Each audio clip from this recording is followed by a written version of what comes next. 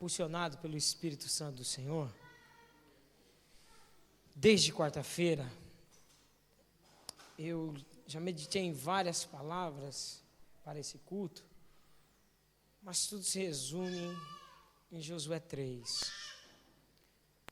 Então eu queria muito que você abrisse sua Bíblia em Josué, no capítulo 3. Nós vamos falar sobre como passar um Jordão, que faz pessoas com promessa de Deus estarem de um lado de algo que parece impossível para alcançar a vitória deles, né? Tem gente aqui dentro que está de um lado e a vitória está do outro lado do rio e não consegue. Josué 3, perguntando talvez você para Deus assim: Deus, o que eu vou fazer? Deus, como é que eu vou chegar? Deus, como é que eu alcanço? Deus, como é que eu vou passar esse rio que me separa das tuas promessas? Eu espero e creio que Deus vai me usar nessa manhã para te dar as suas respostas, amém? Josué capítulo 3, eu vou esperar você abrir. Josué está no começo da Bíblia: Gênesis, Êxodo, Levítico, Números, Deuteronômio, Josué. É o 6º livro da Bíblia, amém?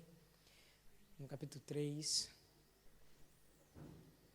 só quero ler a primeira parte do verso 1 e o verso 5, diz: E levantou-se, pois, Josué de madrugada. Repete comigo: levantou-se de madrugada.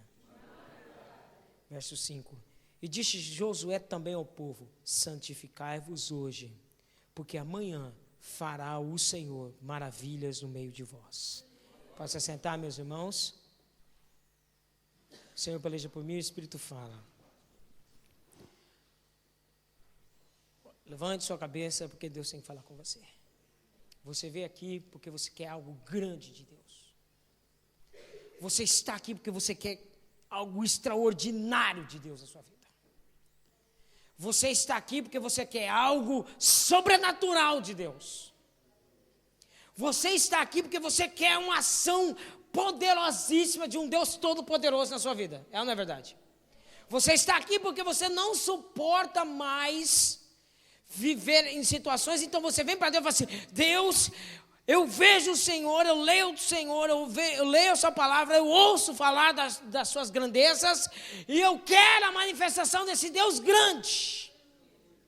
Só tem um problema: o que é que você tem oferecido para Deus, para que você possa receber coisas grandes dele?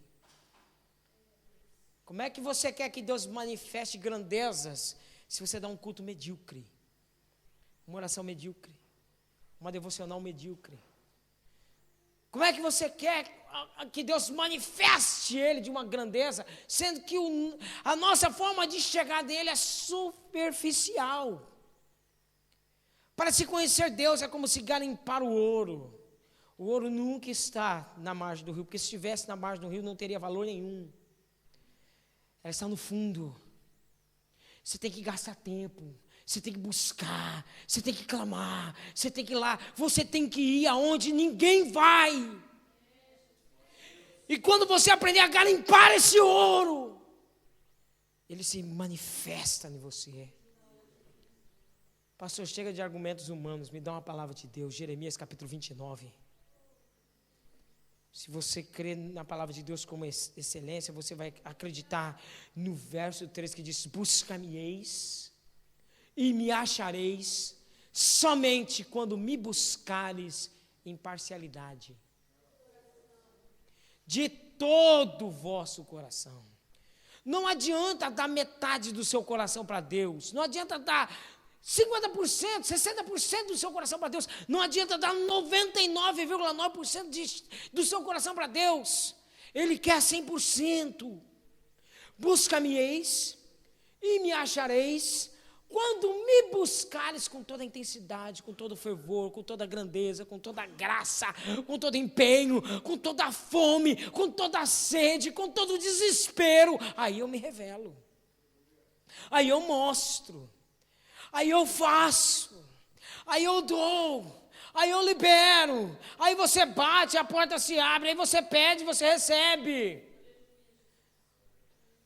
Quando ele está dizendo isso, ontem na aula nós falamos justamente essa palavra. Já ouvi várias pregações de uma pessoa que até já nem sei o nome, disse, um grande pregador falou isso, que essa geração nossa não conheceu nem o homem, nem a mulher ainda que se entregou totalmente para Deus, para Ele operar suas maravilhas. Eu fico revoltado quando eu ouço isso, porque eu fico assim, o que eu estou fazendo aqui? E você? Essa palavra não te choca, não? Essa geração ainda não conheceu ninguém. Ninguém fala, Senhor, eu sou todo seu. Sou totalmente teu, totalmente. Faça de mim o que o Senhor quer. E aí Deus se manifesta com poder. Vou até profetizar aqui, meu irmão, o pastor Paulo, disse hoje na aula. O que ele disse? Disse, pastor, eu também tive a história de um pastor que estava pregando e ele vivia sempre dizendo, cadê o Deus de Elias? Cadê o Deus dos poderes? Cadê o Deus das maravilhas? Cadê o Deus que fende as rochas, que faz ferver as águas, que abre o mar vermelho? Cadê o Deus que desce fogo do céu? Cadê o Deus de Elias? Aí Deus vira para esse pastor e fala assim, cadê os Elias? Porque para ver o Deus de Elias tem que ter Elias. Se não tem Elias, não tem Deus de Elias, irmão. Quer Deus manifestando com poder na sua vida? Quer Deus se manifestando com graça? Seja o canal para Ele possa poder fazer. Por isso que Josué chama o povo e fala, santificai-vos. A palavra santificar significa separar, se separa. Pastor, mas separar o quê? Se separa do mundo, separa os seus pensamentos, santifica os seus pensamentos. Quando seus pensamentos começarem a pensar coisas ruins, pense na palavra de Deus, pense em Filipenses 4:8, que diz que tudo que é bom, que tudo que é puro, que tudo que é de boa fama, que tudo que é verdadeiro, se tem algum louvor, se tem alguma honra, se tem algum prestígio, nisso eu ocupo a minha mente. Separe os seus olhares, santifica os seus olhos. Jó, no capítulo 31 do seu livro, diz, eu santifiquei os meus olhos e nem para as virgens olhei mais. Santifica o teu olhar. O que é que você está vendo? O que é que está alimentando a sua alma? Porque os olhos são as janelas que alimentam a alma. Por isso tem muita gente perturbada, porque nós ficamos vendo coisas que afetam o nosso psique. Fica assistindo o parlamento, a discussão que eles têm no parlamento. Fica assistindo os jornais e vê como é que fica a sua mente. Você só vai pensar asneira. Você só vai pensar besteira.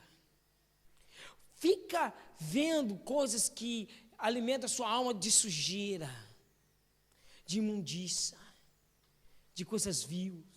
E vai ver o que ocupa a sua mente, como é que você vai terminar a sua vida, como é que você vai viver o dia todo. Sua mente vai gerar em meio à sujeira, à podridão. A Bíblia diz que eu tenho que alimentar os meus olhos com a presença de Deus. Sabe como é que você se alimenta na presença de Deus? Vendo a palavra dEle. Meu irmão, quando você põe os seus olhos sobre essa palavra, com o coração sincero, o Deus Todo-Poderoso, Ele se revela através dela para você. Essa palavra é poderosa para transformar o mundo. Olha aqui para mim. Vendo ontem o nosso irmão pregar, o nosso diácono, pregando. E ele pregando sobre Paulo, e Deus começou no meu coração, eu falei assim, Deus, obrigado porque os nossos frutos estão crescendo. Quem viu esse homem pregando há um ano atrás, fala, não é possível ser o mesmo pessoa, porque Deus começou a fazer crescer. Isso prova que a visão do ministério está crescendo. Mas quando ele estava falando sobre Paulo, sobre a conversão de Paulo, e Deus começou a ministrar algo dentro do meu coração. Deus começou a falar algo diferente do que ele estava falando. Para nós fazermos missão, para nós alcançarmos Portugal, o que nós precisamos? De dinheiro. Isso é imperativo, precisamos mesmo pagar as contas, enviar, sustentar. Nós precisamos do quê? De mais organização. Excelente. Precisamos do que mais? Precisamos de um pouco mais de movimentação. Também. Mas ontem, lendo a palavra do Senhor, sabe o que nós precisamos, irmãos? Precisamos cair do cavalo. Você não entendeu, eu vou falar de novo. Para você se encontrar com Deus, você precisa cair do seu cavalo. Para você se encontrar com Deus e fazer o que Ele quer, você precisa cair do cavalo do orgulho, da soberba, da arrogância, da prepotência, dos seus achômetros. É necessário cairmos, porque Paulo caiu, a primeira coisa que ele disse: Senhor. Ele já caiu do cavalo reconhecendo quem ele era e quem Deus era. Ele já caiu assim: eu não sei de nada, eu não sirvo para nada, eu não presto. Quem presta aqui é o Senhor. O que o Senhor quer? O que foi que eu fiz, Senhor? Isso é se santificar. Aí eu não vou pregar sobre isso, que já foi pregado ontem. Ele vai lá para a rua direita, lá fica dentro da casa de um homem chamado Judas, e ele fica 3 dias santificando. Ele não ficou ouvindo conversa fiada. Ele não ficou vendo besteiras. Ele não ficou compartilhando de coisas infrutíferas. Ele passou 3 dias, Senhor, orando. E sabe por que ele estava cego? Porque quando você fecha os seus olhos, você só tem um caminho a traçar: dentro de si mesmo. Você não entendeu? Eu vou explicar. Quando você se encontra com essa palavra, João capítulo 16, verso 8, cai sobre você como uma luva. O Espírito Santo vem em você e te convence. Do que ele te convence? Dos seus pecados, do juízo de Deus contra a sua vida e da justiça de Deus.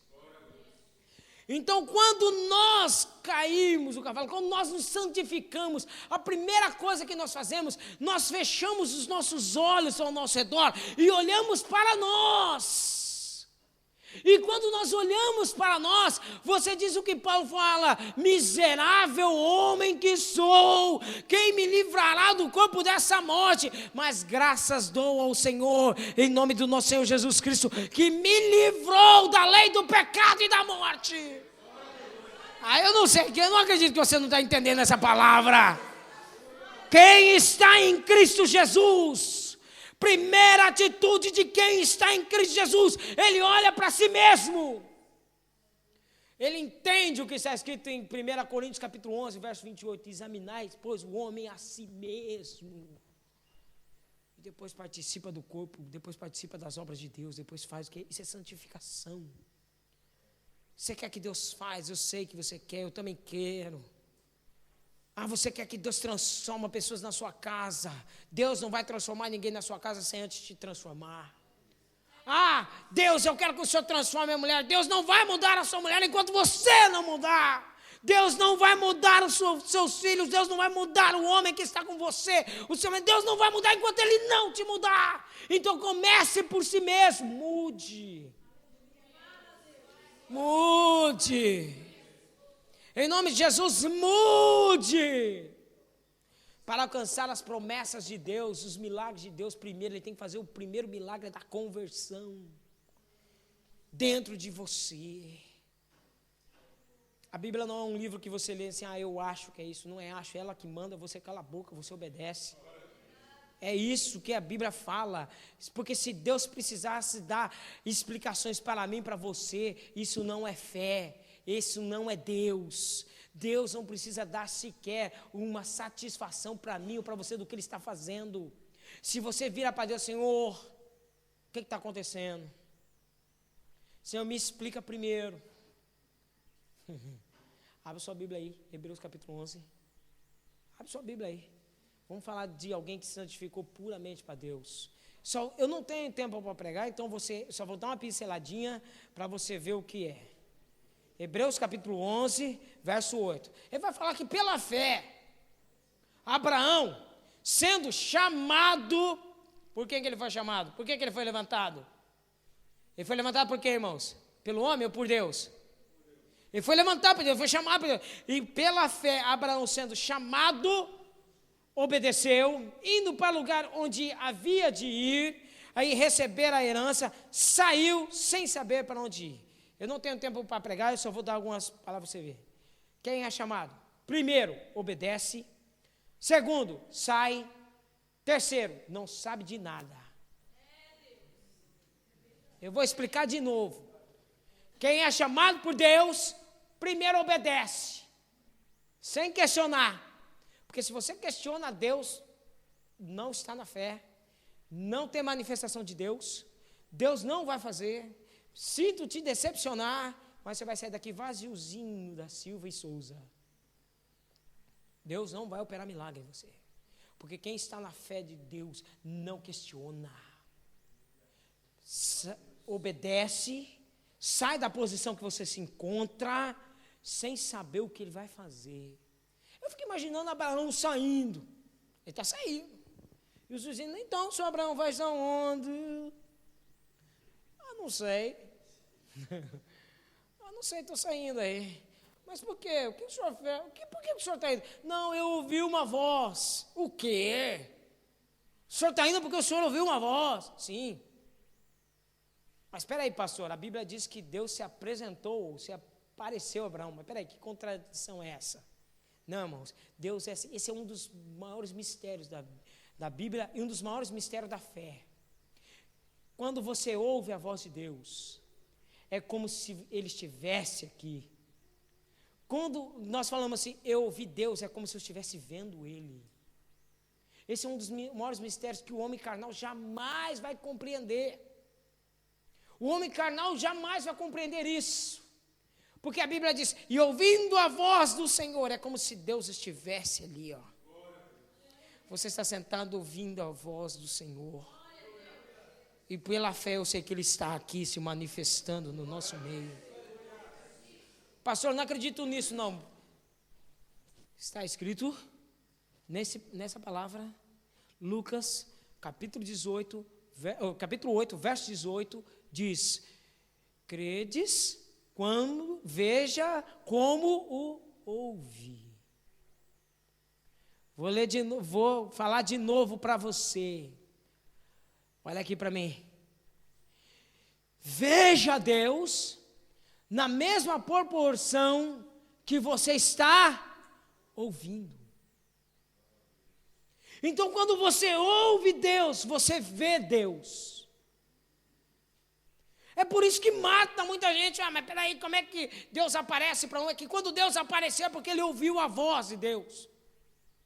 Deus é Espírito, e só quem está no Espírito ouve, e quem ouve vê Ele, fazendo, acontecendo, se mostrando, demonstrando o poder magnífico dEle. Por isso que eu estou dizendo isso, porque quando você está entrando nessa fé, quando você se santifica, você entende essa palavra de Abraão. Aí eu fico imaginando assim, mas peraí, o senhor vai sair assim? Eu vou sair. Sair assim? Sim. Mas espera aí, essa voz te deu um mapa, um GPS, falou onde ia, quando vai, quando vem, quando se manifesta? Não, ele não disse nada, ele só mandou eu sair, que no caminho ele vai se encontrar comigo. Quem se santifica tem essa fé, meu irmão. Independente do que está acontecendo na tua frente, você vai, porque você sabe que Deus vai com você. Independente do que está acontecendo, você sabe que Deus é com você. Desde quarta-feira Deus está me falando dessa palavra, da passagem do Jordão. Foi a primeira grande prova de Josué. No capítulo 1, se você meditar comigo, você vai ver que acontecem coisas terríveis. Primeiro, Moisés morreu. O líder dele faleceu. E aí ele se desanimou. Porque ele dependia muito de Moisés. Ele dependia muito daquele homem de Deus. Deus falava com esse homem face a face. E aí ele desanima frente à grande comissão que ele tem que fazer. E o que ele encontra? Deus tem que começar a animá-lo, porque ele está completamente desanimado. E aí Deus começa a dar, a chamada cajadada espiritual que muito crente não gosta. Então os crentes de açúcar me perdoa, os crentes de cristal me perdoa, mas o evangelho é pregado nessa intensidade. Deus virou para esse Josué, Moisés, meu servo, é morto. Sabe o que ele está querendo dizer com isso? Ele está dizendo o seguinte: para de ficar dependendo dos outros. Está na hora de você ter as suas próprias experiências comigo. Para de ficar usando o pastor como muleta. Para de ficar usando seu pai como muleta, seus irmãos, seu marido, sua mãe como muleta para vir para a igreja. Está na hora de você ter sua própria experiência. Moisés, meu servo, é morto. Aí ele vira e fala, tem mais. Levanta-te, uma atitude. Agora, momento que ele manda, tem que ser agora. Passa esse Jordão, o Jordão encheia. Tu e esse povo, responsabilidades. Não fuja de você as responsabilidades. Passa tu e esse povo e a terra que eu te dou aos filhos de Israel. Acredite nas promessas. Então, você tem que ter suas experiências, você tem que ter atitude, você tem que encarar os seus problemas e você tem que ter responsabilidades. Está entendendo ou não? Mais claro do que isso, impossível. Mas aí ele continua caído. E aí Deus fala assim, olha, eu quero que você levanta e você tenha uma atitude, tu e este povo. Repete comigo, este povo. Este povo pegou em pedra para atacar em Moisés.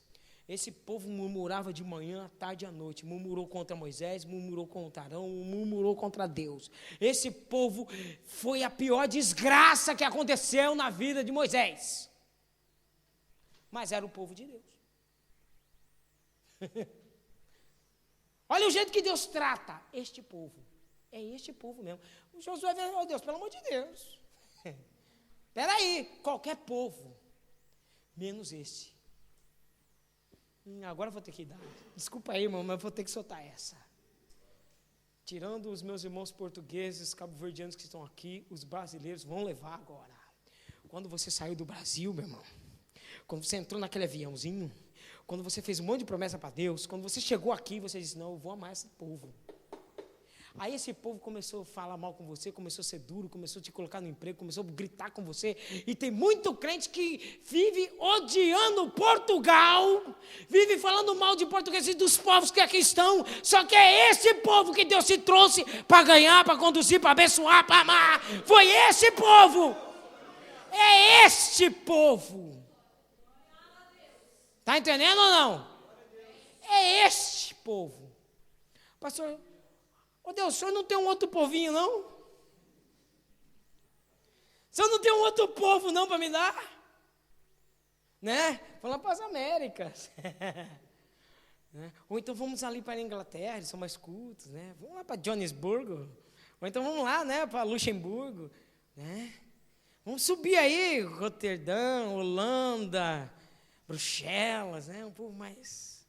Não é este povo mesmo que ouve fado, que come aquele cozido à portuguesa, que fica gritando na feira. É esse povo! É esse povo que eu quero que você leva. E pode ficar tranquilo agora para você se animar. Ele diz assim, mas não se preocupa não. Vai assim, ninguém vai te subsistir, ninguém vai poder vencer você. Porque quem se levantar contra você vai cair, meu irmão. Quem se levantar contra esse ministério cai mesmo. Quem se levantar contra o obreiro dessa igreja que cai mesmo. Quem se levantar contra a crente dessa igreja vai cair mesmo. Sabe por quê, meu irmão? Deus é conosco. Quem crê que Deus é com você, levante essa mão. Se você crê que Deus é na sua vida, comece a glorificá-lo, porque Deus vai te abençoar. Independente se você é fraco, se você é limitado, Deus é com você.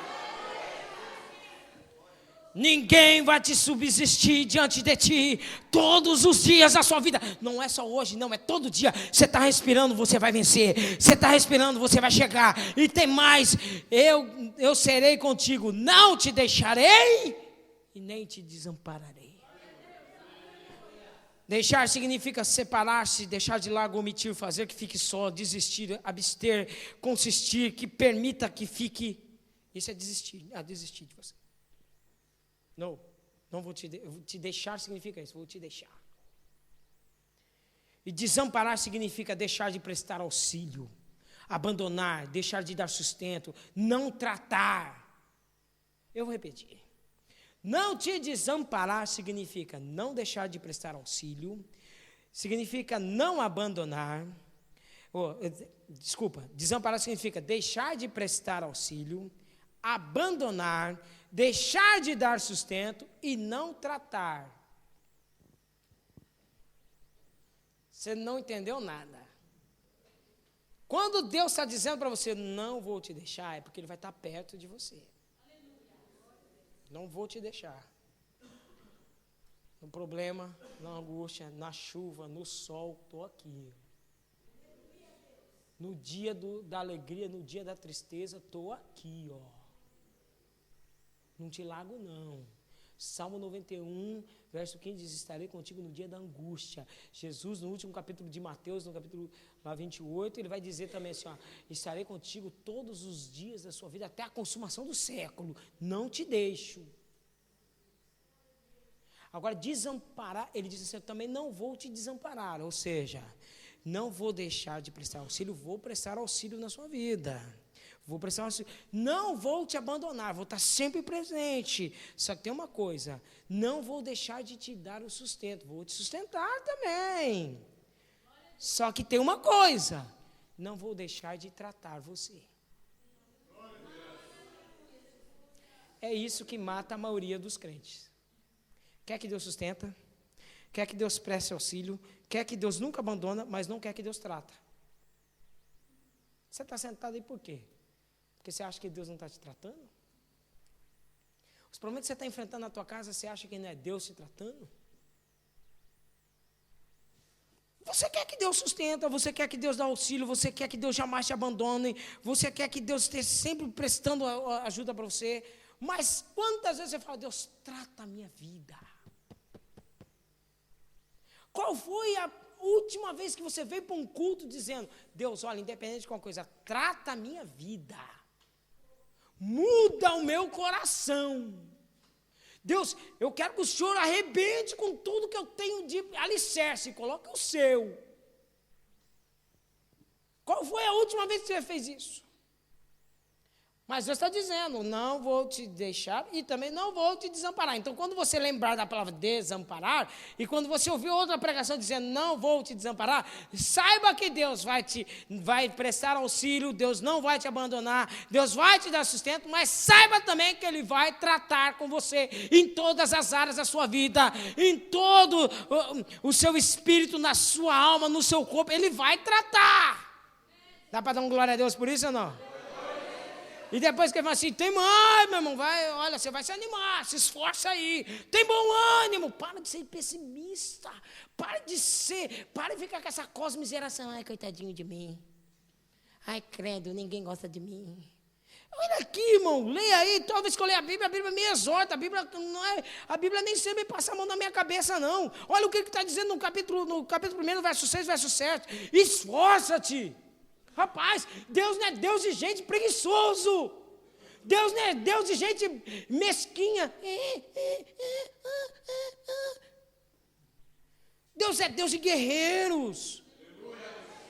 Ah, pastor, mas eu estou muito machucado. Você está machucado, mas você tem Deus. Vai ler Coríntios, lá você, eu posso estar quebrado, mas estou animado. Posso estar ferrado, machucado, mas o meu espírito por dentro está animado. Posso estar sem dinheiro, posso estar com preocupação, posso estar com levante, mas o meu homem exterior está arrebentado. Mas o interior, né?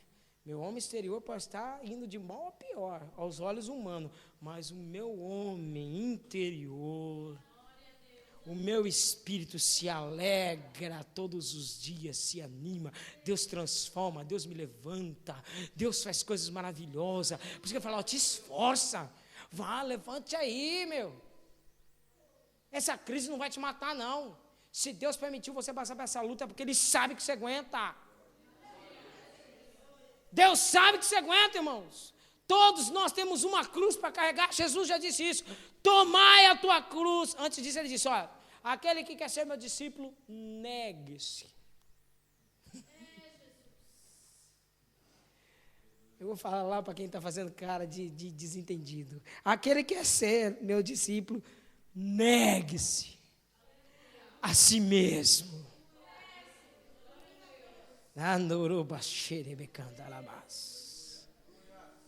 Aquele que é de Deus, meu irmão, não é de cristal, coisa nenhuma. Você tem os pés firmados numa rocha. Você é como a palmeira, pode soprar o vento que for, meu. Você encurva quase até o chão, mas na hora que o vento acaba, você levanta e fica de pé diante do seu Deus. Pode tacar o que for em você, mas você se renova. Você se renova. Pode arrancar sua raiz, pode quebrar o tronco, pode deixar apodrecer, mas não tem problema. Jó já profetizou no capítulo 14, no verso 7, ele diz: ao cheiro das águas do Espírito de Deus. Falou o nome dele, pronto. Eu começo a renovar. Começo a levantar. Pode falar um monte de besteira, tudo bem, eu fico embaixo, porque quando você começa a ouvir muita coisa ruim, você começa a baixar, né? Mas não, aqui nego fala, até por brincadeira, Jesus. Jesus. O meu espírito começa a dizer, nesse nome há poder. Eu posso estar caído no meio das trevas, deitado em meio a leões, subjugado à escravidão do pecado e rodeado de inimigos armados, querendo a minha morte. Mas quando os meus ouvidos espirituais ouvem o nome de Jesus, o meu espírito se renova, porque dentro de mim fala, nesse nome há poder, sobre esse nome há poder nos céus, há poder na terra, há poder debaixo da terra, para que todo joelho se dobre nos céus. Esse nome é adorado nos céus, é invocado na terra em meio aos homens, mas no meio das trevas, no meio do inferno, ele é temido pelo diabo, ele é temido pelas forças malignas. Quando o meu espírito ouve o nome de Jesus, não há força maligna, não há grilhões, não há presas, não há leões, não há pessimismo, não há negativismo, não há homem, não há demônio que possa impedir de eu me levantar diante do meu Deus e dizer, eu glorifico o teu nome.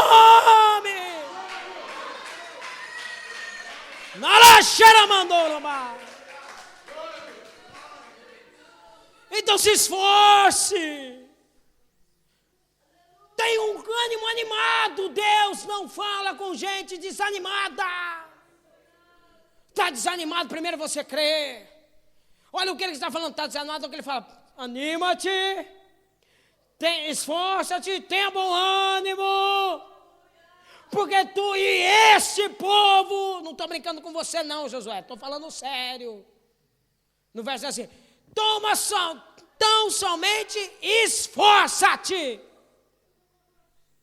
Deus não vai ajudar ninguém que fica ali com meio dedos. Será que é? Deus não é Deus disso não, irmãos. Você sabe por que tem várias? Olha aqui para mim, eu vou abrir isso aqui, aqui, ó. Eu tenho que falar. Se eu não falar, eu morro. Você sabe por que tem várias traduções bíblicas? Como o NVI, atualizada e de preferência, meu irmão. Esquece essas traduções. Linguagem de hoje. Você sabe por quê? Porque vão facilitar. Vamos facilitar, que senão as pessoas não ficam na igreja. O pastor Yuri ministrou no meu coração algo que talvez, acho que a minha filha Lívia falou para ele, sobre semente. A semente diz, um dia eu vou pregar sobre Marcos 3, sobre a parábola da semeadura. Escute isso. O próprio Jesus disse que a semente é a palavra. Repete comigo, a semente é a palavra. Semente é a palavra. E os campos é o coração dos homens. Não é? O que eles estão fazendo hoje? Os agrônomos, as pessoas vão e começam a estudar o solo. Aí o que eles fazem? Geneticamente modificam a semente, para que essa semente seja adequada ao solo, para que ela possa produzir o fruto. que estão fazendo hoje? Geneticamente mudamos o evangelho. E aí tem a igreja dos roqueiros. O pastor tem cabelo comprido, tem tatuagem, piercing. O presbítero tem moicano, piercing para tudo que é lado, jaqueta de couro, porque senão o roqueiro não se converte. Mas tem agora a igreja das criancinhas, a igreja dos palhaços, porque os palhaços não vão querer, não se converte, pastor, porque a palavra é muito dura, a palavra é muito séria. Então vamos fazer o seguinte, faz a igreja parecendo um picadeiro, põe lá assim, começa a cantar louvação assim, pananim, pananam, pananim, pananam, pananam, pananam, pam, pam, pam, pam. E aí os palhaços se convertem. Aí o que eles fazem? Geneticamente mudam a semente. E o que acontece? Produz fruto. Produz. Só que o fruto é aguado. O fruto é estragado. Por que você acha que está tendo tanto escândalo no meio evangélico? Por que você acha que está tendo tanto escândalo? Porque pregam essa palavra, mudam geneticamente, mas não querem que essa palavra transforme o coração da pessoa. Tolerando a pessoa. Não, tem que se converter, meu irmão. O caminho é esse, olha, aqui ainda se prega que o caminho é estreito e apertada é a porta. Mas te conduz à salvação. Você tem que negar a si mesmo. Você tem que deixar o mundo, abster das coisas mundanas, esquecer de tudo e seguir a Jesus Cristo.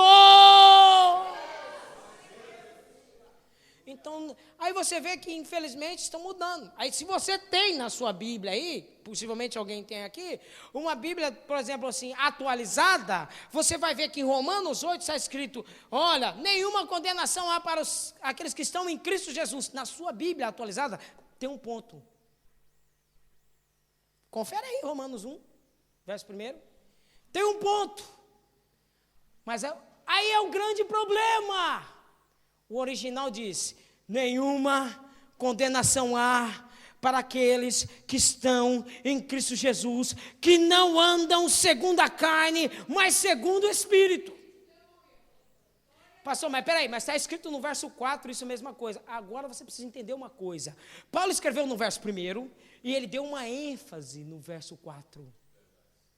O que eles fizeram? Eles tiraram o ponto, parte do verso 1. Aí o que acontece? Para se justificar aqui no verso 4 tá. Mas o verso 4 é a ênfase, porque a coisa é séria. Ninguém fala 2 vezes com você sem te chamar a atenção. A pessoa só vai falar com você se for realmente te chamar a atenção. Ele te avisa primeiro, quando vê que a coisa não está bem, ele fala de novo. Romanos 1 inteiro, se você quiser, se a sua Bíblia não tem, pega uma caneta agora, escreve aí. Porque o verso todo é esse, nenhuma condenação há para aqueles que estão em Cristo Jesus, ponto e vírgula, que não andam segundo a carne, mas segundo o Espírito. É esse o verso todo. Você quer ver uma outra coisa terrível? Abre sua Bíblia aí, Provérbios capítulo 8, verso 17. Você que tem a Bíblia atualizada ou na linguagem de hoje. Provérbios capítulo 17, verso 8, abre aí. Sabe o que está dizendo lá? O verso original diz, eu amo os que me amam e aqueles que de madrugada me buscam, esses me acharão. Na sua Bíblia, sabe como é que ela está? Ela está simplesmente assim, eu amo os que me amam.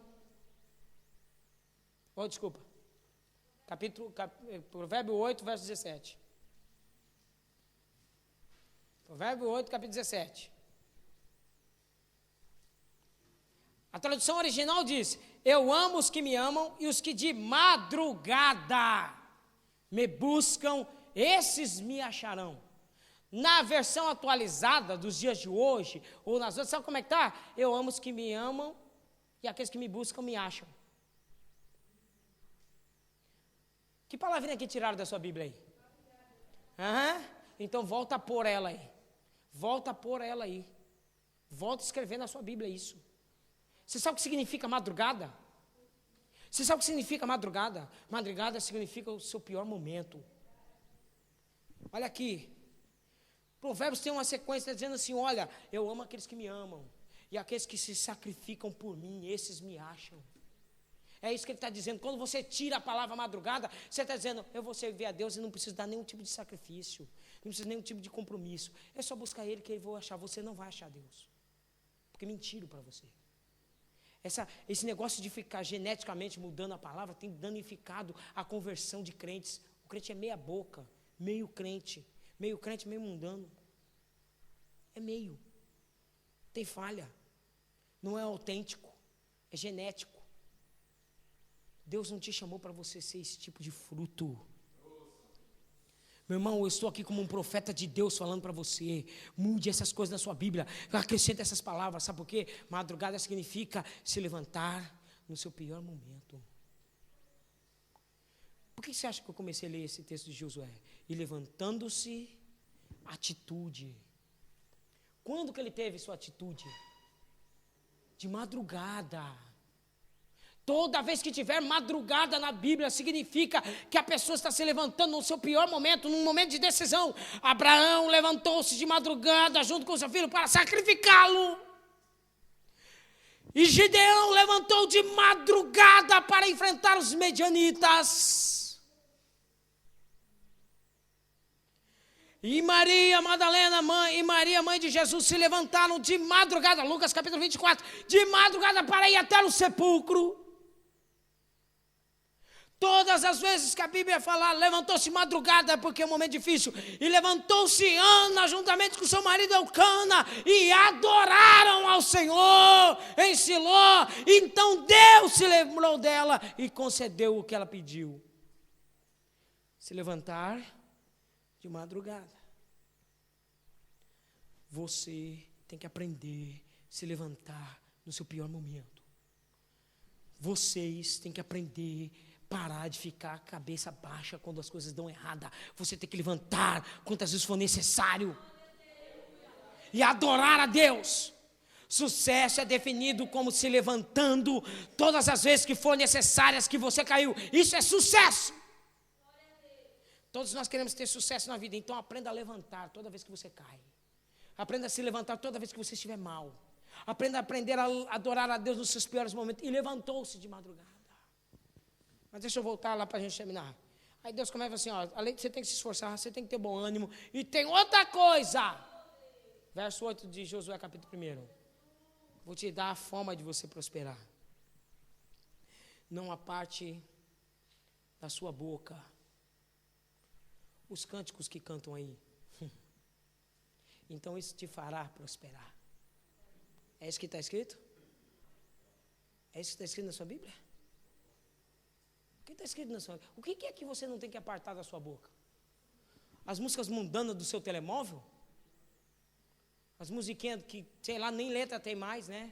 Porque antigamente, pelo menos o artista do mundo tinha pelo menos uma noção. Agora eles inventam uma tchá, tchá, tchá, tchu, tchu, tchu, papapi, papapum. Você nem sabe o que ele está falando. Olha aqui. Não se aparte da sua boca. Leia aí na sua Bíblia. Talvez sua Bíblia está errada. Talvez a sua Bíblia deve estar diferente da minha. Talvez você deve ter comprado gato por lebre. Como é que está o seu verso 8 aí, do capítulo 1 de Josué? O que é que diz aí? Quer ser próspero? Não aparte da sua boca o livro dessa lei. Antes, medita nele de dia e de noite, ou seja, todo dia, todo momento, todas as horas. Vou te dar um conselho: santifica os seus olhos, desliga a sua televisão e põe os seus olhos na palavra de Deus. Vou dizer de novo: quer santificar a sua vida, quer ter vitória, medita nessa palavra, come ela, desfrute dela de dia e de noite. Não, eu tenho que entender, se eu não entender, liga para cá. Pastor, não entendi essa palavra. Explica, eu te explico. Pastor, estou meditando aqui. O que eu estou meditando? Me incomode os pastores que tem aqui. Não sabe, liga. Não está entendendo a palavra, busca entendimento, diz Provérbios. Busca com aqueles que são mais sábios do que você espiritualmente. Não está compreendendo, pergunte. Porque Deus gosta disso. Medita nesse livro de dia e de noite. E tenha cuidado. Cuidado. Não é de qualquer jeito, não. Tenha cuidado. Tenha cuidado de fazer conforme algumas coisas estão escritas. Versão atualizada por mim. Isso está escrito aí. Conforme tudo. Desde Gênesis, Apocalipse, coma tudo. Cumpra tudo. Ah, pastor, mas isso está na lei. Na lei coisa nenhuma, você não entende palavra de Deus coisa nenhuma. Jacó nem a lei era escrita, ele já dava dízimo. Abraão nem tinha lei, ele era dizimista. Vem falar para mim que dízimo é coisa de lei. Vai ler a Bíblia, rapaz. Vai entender o entendimento da palavra. Tem que comer isso tudo. Porque estão dizendo, não quero mais saber do Velho Testamento. Sabe por que eles não querem saber do Velho Testamento? Eu vou dizer por que eles não querem saber do Velho Testamento. Porque ela tem princípios. Principalmente, sabe o que é uma revolta contra o livro de Malaquias? Principalmente porque está levantando doutores dizendo para não ler mais o livro de Malaquias. Né? Sabe por quê? Porque diz lá assim, ai daquele homem que abandonar a sua mulher da sua mocidade. Ai daquele homem que não honrar com seus compromissos com a mulher que o Senhor te deu. Esse irá passar por grandes aprovações e virá em maldição sobre maldição contra a sua vida. Ai daquele homem. É lógico, vamos tirar isso aí. Não, isso está na lei. Espertinho, ó. Casou, cuida. Hoje nós estamos falando a comparação da igreja de Éfeso. Por que você acha que lá no capítulo 5 de Éfeso ele começa exortando as mulheres? É estranho porque deveria começar pelos homens.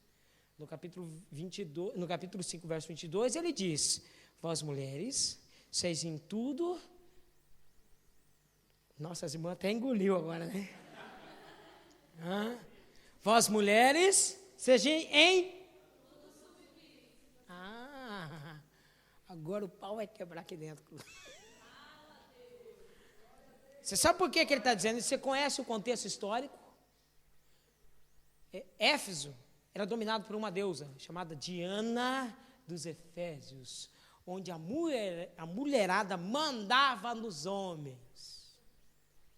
Por isso que Paulo começa a escrever lá, olha, vós mulheres, sejam em tudo submissas aos seus maridos, porque quem manda na tua casa não é você, você é auxiliadora, você ajuda. A responsabilidade da casa é do homem, porque quando as coisas derem mal, quem vai pagar é ele. Quando as coisas der errado, Deus vai cobrar é dele, não é de você, meu irmão. Por isso que você tem que ser submissa a ele, sim. Mas se você ler o verso de baixo, o verso 25, vai dizer para ele também assim, mas você, marido, você tem que se sacrificar por ela. Quem tem que ralar é você. Quem tem que buscar sustento é você. Quem tem que chorar é você. Quem tem que trazer ela para a casa do Senhor é você. Responsabilidade do sacerdócio é do homem. Você tem que sacrificar como Cristo se sacrificou pela igreja. Aí então a mulher se submete. Não está se sacrificando, então ela não pode ser submissa.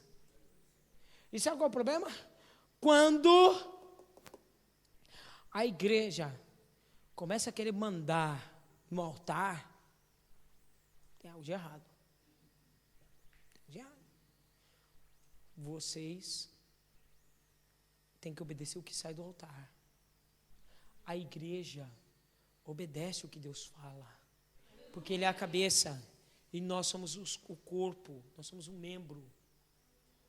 Ele é o cabeça. Se o braço está mexendo fora do controle, então peraí, então você está mal, vamos levar para o hospital, vamos levar para as urgências, que está mal. Como é que o braço mexe sem o cérebro ordenar? É isso que ele está dizendo, você tem que ter ordem. Você tem que crer que Cristo é o cabeça da sua vida e Ele manda. E se Ele manda, nós obedecemos. Agora eu peguei tudo isso só para dizer, você tem que meditar nisso de dia e de noite. E ter cuidado conforme tudo que está escrito. Por quê? Então, grife essa palavra aí. Na tradução original diz, porque fará prosperar o teu caminho, então você prudentemente se conduzirá, ou tudo que você fizer terá bom êxito. Sabe por que a vida de muito crente não está dando certo? Porque ele quer meditar em testemunho furado. Sabe por que tem vida de muito crente não dando certo? Porque ele não está meditando na palavra, está meditando na conversa de gente caída. Sabe por que tem muita vida de crente que não dá certo? Porque ele até ouve, mas ouve só louvor. Meu irmão, louvor é gostoso, louvor é quebrando seu coração, mas não te traz fé. A fé não vem de você ouvir louvores. A fé vem de você ouvir palavra. Você sabe por que não tem fé genuína hoje? Por causa da semente que foi modificada. Por que as pessoas não têm fé genuína hoje? Como há 30 anos atrás, porque há 30 anos, há 40 anos atrás, a gente era perseguido. Você não sabe o que é entrar dentro de um culto e as pessoas jogarem rojões dentro. Você não sabe o que é você estar num culto e as pessoas jogarem bombas, dar tiro, atacar pedras. Você não sabe o que é prestar um culto para Deus de Santa Ceia, toda a gente deitada no chão, por causa dos tiros que são lançados. Você não sabe o que é isso. E por que dava certo? O problema não está em afrouxar, irmãos. Pastor, mas antigamente era muito rígido. Poxa, antigamente eu não podia assistir televisão, era proibido. Proibido. Hoje é liberal. Então, vem cá. Por ter liberado, deveria ser uma forma mais fácil de você estar mais cheio de espiritualidade, sim ou não? Agora, por que ao invés de ter nos dado mais espiritualidade, nos deu mais carnalidade? O problema não está em apertar ou em afrouxar. O problema está na origem. Qual é a origem? A fé só é gerada através do que, irmãos?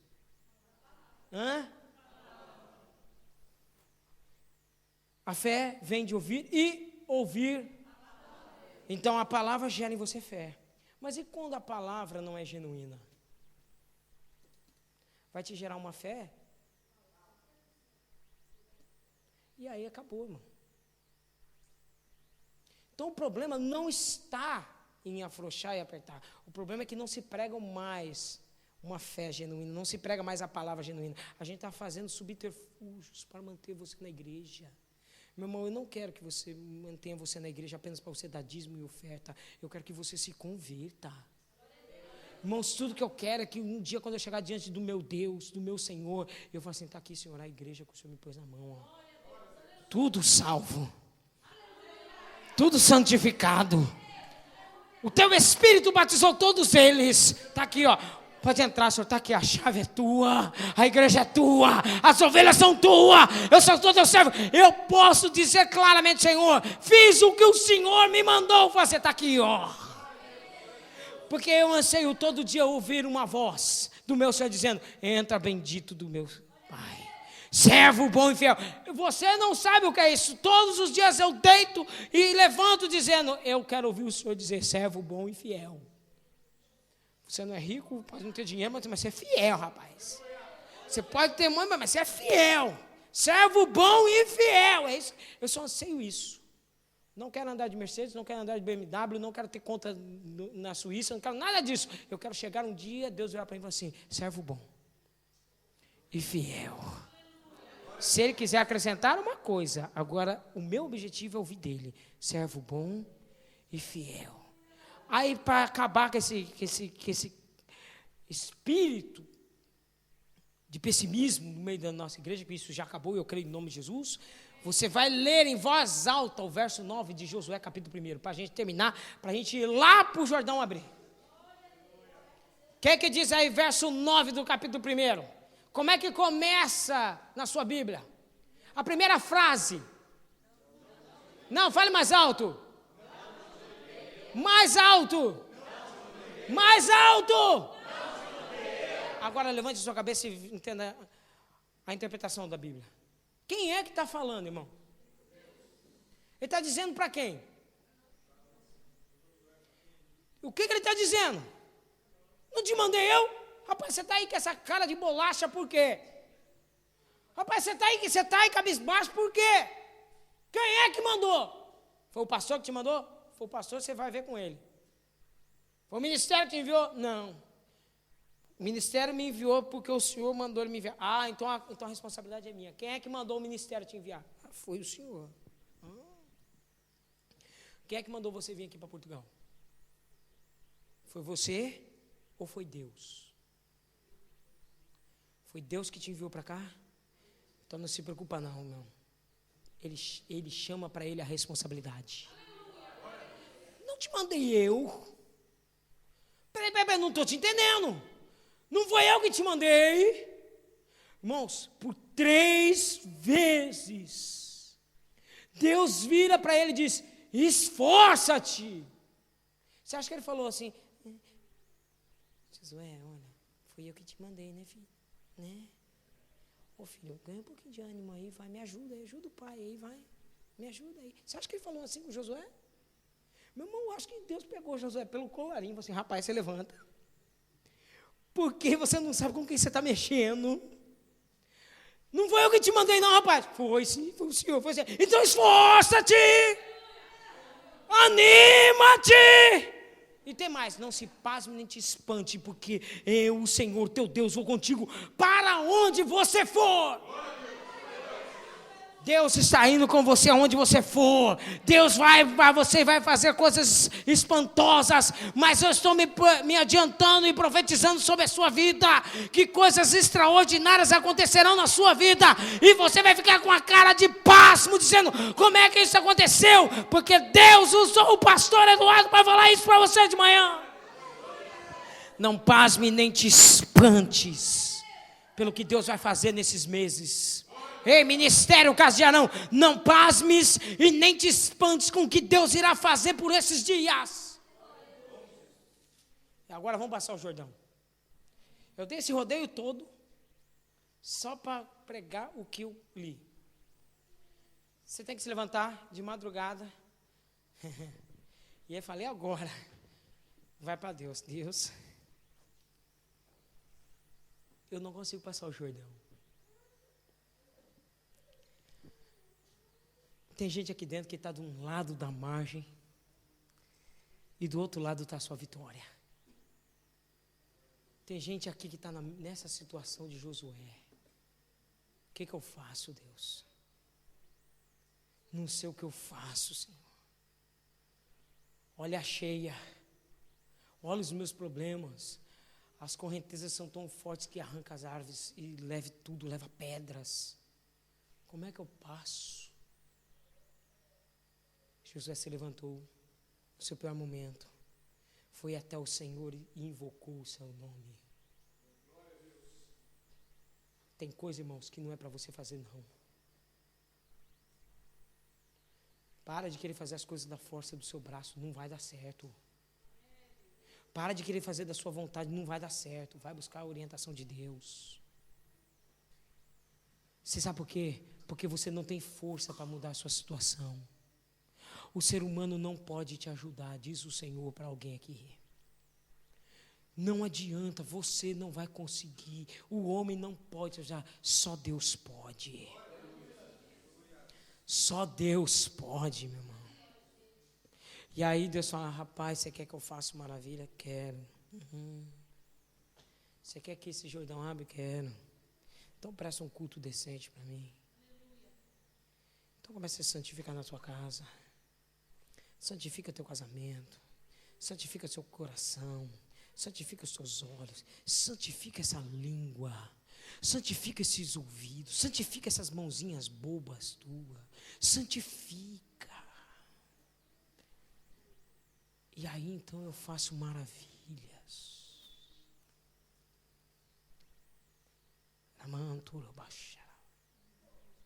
Eu sei que você está de um lado.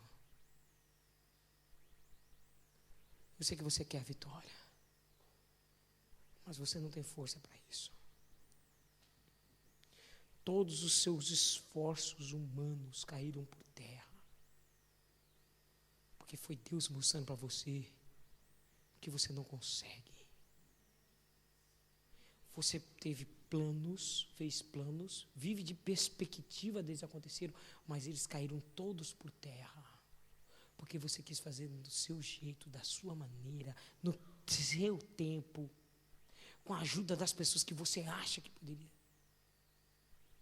Deus quebrou tudo, deixou vir a chuva, deixou o Jordão crescer, o Jordão ficou violento, ficou forte, e você ficou com a responsabilidade de pagar contas, de sustentar, de fazer, porque atrás de Josué tinha 3 milhões e meio de pessoas, fora animais, fora a parafernália toda. Ele fala: o que eu tenho que fazer? Santificai-vos. Cada dia que passa, cada hora que eu respiro, irmãos, essa palavra tem batido no meu coração. Quer ter um casamento abençoado? Santifica o teu namoro. Porque mó besteira é você casar e depois querer que a igreja conserte. Santifica o relacionamento antes e Deus faz amanhã. Quer ver Deus prosperar suas finanças? Santifica a sua oferta, santifica o teu dízimo, traz por fé, traz por amor, e amanhã ele prospera. Quer ver tua família crescendo na presença do Senhor? Santifica primeiro você. Deixa os seus filhos ver você santo. Ah, pastor, mas as coisas do meu emprego não estão dando certo. Santifique você. Santifica a tua alma, santifica o jeito de você chega no teu trabalho, mas assim: Deus vai abençoar isso aqui. Independente do que vão falar, do que vão dizer, diz: Deus é comigo, Deus vai. Eu fiz uma aliança com Deus e eu começo esse trabalho orando ao Senhor. Quem quiser orar comigo, ora. Quem não quiser, que se lixe, mas eu vou orar. Santifica. Santifica primeiro tudo, primeiro para Deus, santifica. Dê uma santidade ao Senhor para Ele buscar o fundamento. Porque esse é fundamento. Você é o primeiro, precisa de fundamento. Quer ver a maravilha? Deixa eu buscar meu fundamento, a santidade, a fé. Achei, encontrei, olha a maravilha, olha o milagre, olha a sua vitória. Mas eu preciso encontrar primeiro. Deus tem que vir nessa manhã encontrar em você fé para Ele operar um milagre. E eu creio que Ele está encontrando. Porque quando eu estava pregando sobre isso, quando Deus estava falando no meu coração, eu estava vendo o Jordão do Ministério Cajarão. Falei: Senhor, 4 anos, promessa, só pancada, só isso, aquilo. Cadê, Senhor? Cadê? Eu falei assim: rapaz, se santifica. Se santifica que eu trago almas. Se santifica que eu trago pessoas. Se santifica. Põe os pastores para se santificar. Santifica a mesa diaconal. Santifica. Santificai-vos. E aí as coisas acontecem. Aí o que ele fez? Ele olhou para quem pertence a honra do ministério. Ao sacerdote: pega essa arca aí. Pega a presença de Deus. E os sacerdotes pegaram a arca da aliança e colocaram sobre os seus ombros. Isso é para mim, agora é só para mim, para os pastores que estão aqui comigo e ministros que inspiram e desejam ser pastores. Então escuta, a responsabilidade da igreja ter fé é nossa. Não vou exigir de você ter fé, eu estou tendo fé primeiro. Quem tem que pôr o pé na água são os sacerdotes. Quem tem que crer primeiro que esse ministério vai prosperar sou eu e os pastores que estão aqui comigo. Quem tem que crer que isso vai prosperar somos nós. Porque Deus falou conosco primeiro. E se Deus falou conosco, nós cremos. Então nós pegamos a presença de Deus. Sabe o que nós fazemos? Nós não colocamos nosso intelecto primeiro, não. Nós levantamos a arca para dizer: Senhor, acima de nós está o Senhor. Quem manda é o Senhor. Quem conduz é o Senhor. Quem faz é o Senhor. Quem vai à frente é o Senhor. O Senhor está acima do conselho pastoral. O Senhor está acima de nós. Somos teus servos, Senhor. É o Senhor quem faz, é o Senhor. E quando os sacerdotes levantaram a arca da aliança, que simboliza a presença de Deus, ou seja, Deus nunca estará abaixo dos seus sonhos, Deus nunca estará abaixo das suas perspectivas, Deus nunca estará abaixo dos seus projetos, Deus tem que estar acima deles. Deus tem que estar acima deles. E o que ele fez? Quando os sacerdotes colocaram o pé nas águas. Quando os pastores que estão aqui comigo têm a mesma fé que eu tenho, isso aqui enche. Nós vamos pôr os pés nas águas.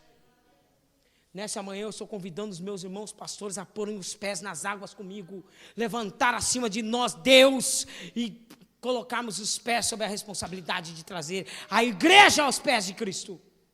Quando eles colocaram os pés nas águas, elas começaram a se amontoar. Nessa manhã eu quero profetizar que as águas do Jordão estão se amontoando a um lado e o outro lado está ficando seco. Sabe por quê? Você está tendo fé para isso. As águas começam a se amontoar e você vai ver que não é pela tua força, não é pelo seu jeito, tem que ser Ele fazendo. Então deixa Ele pôr a mão no negócio. Vai minha irmã, deixa Deus colocar a mão no seu relacionamento e deixa Ele cuidar. Ele faz assim, ó.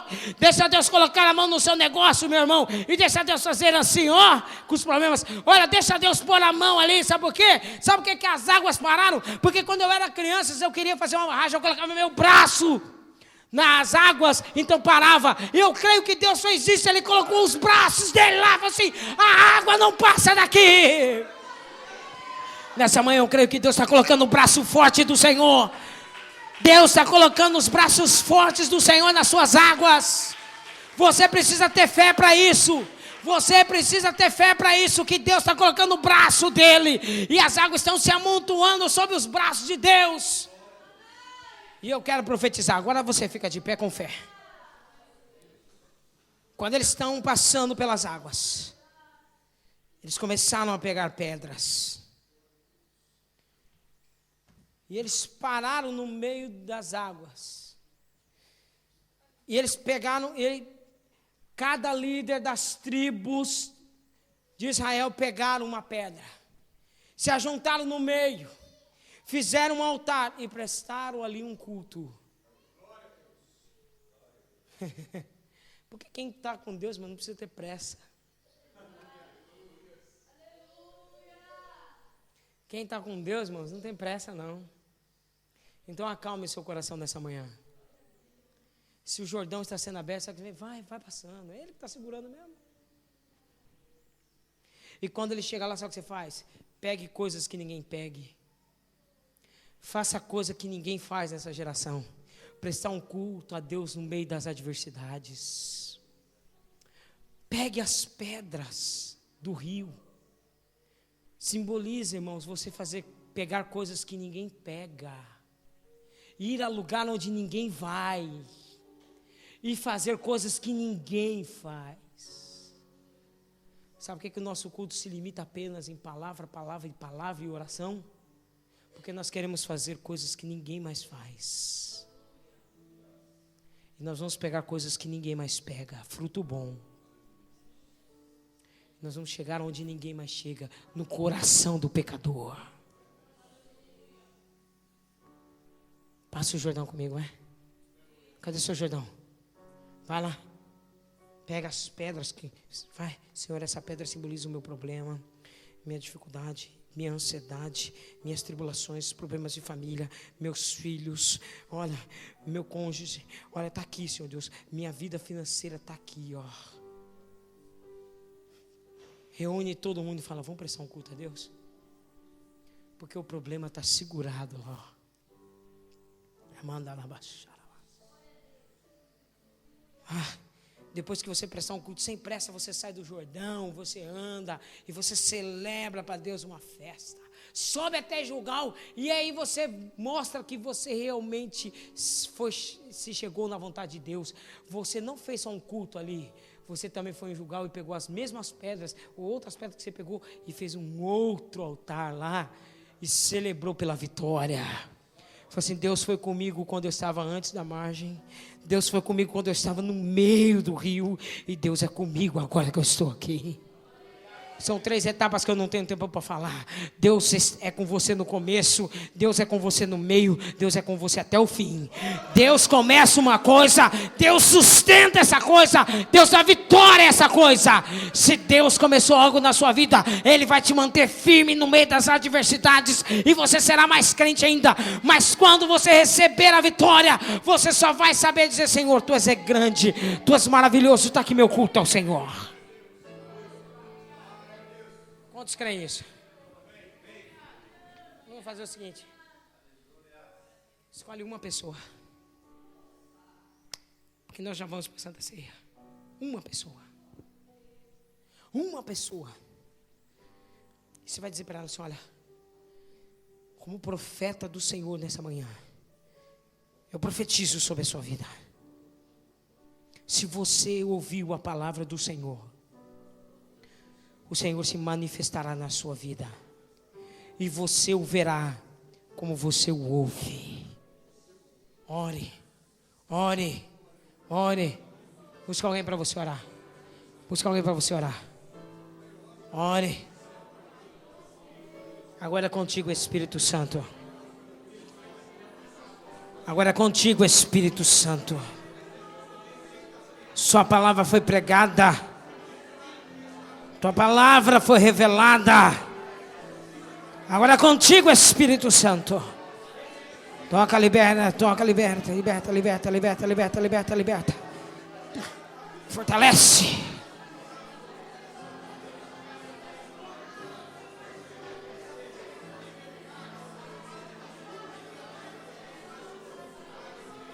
Ramandala baixeira, mecanolo baixei. Nala manasha la bando babasi canala manasha. Nira mandolo baixei. Mandolo becandalabas. Recebe a vitória. Sinta o toque do Espírito Santo. Sinta Deus se tocar. Pare de ficar se endurecendo. Diga, Senhor, eu preciso, sim, eu preciso. Abençoe uns aos outros.